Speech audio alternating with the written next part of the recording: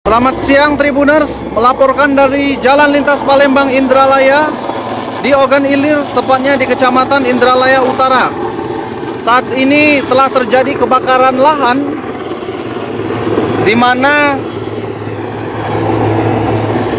lahan tidak jauh dekat Jalan Lintas Palembang Indralaya, dekat jalan lintas ini terbakar. Nah, ini ada satu unit helikopter dari BPBD Sumsel melakukan waterbombing atau pemadaman dari udara. Ya Tribuners, jika dilihat ini bekas terbakar sudah berhasil dipadamkan. Pemadaman lahan ini oleh tim gabungan BPBD, Manggala Agni, TNI Polri. Informasi dari Polsek Indralaya bahwa kebakaran terjadi sekitar pukul 12.00. Meskipun api tadinya tidak terlalu menjalar, namun tetap saja posisi yang dekat dengan jalan raya hanya sekitar 20 atau sampai 30 meter saja dari Jalan Lintas Palembang Indralaya.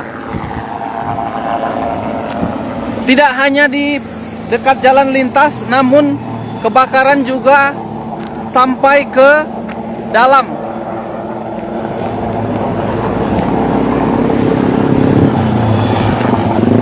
Ya Tribuners, ini ada masih selang air untuk memadamkan api di dalam, karena di sana masih ada kebakaran.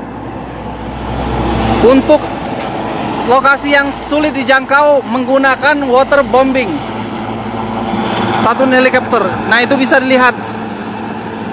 Jadi selain memadamkan api, waterbombing juga ditujukan untuk memadamkan bara-bara api yang kemungkinan nanti bisa menyulut api kembali.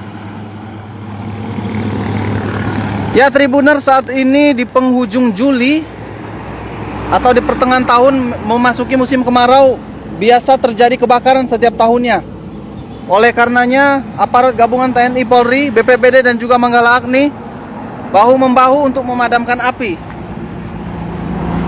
Ini merupakan ancaman serius, ancaman pertama kebakaran lahan dekat Jalan Lintas Palembang Indralaya di tahun ini.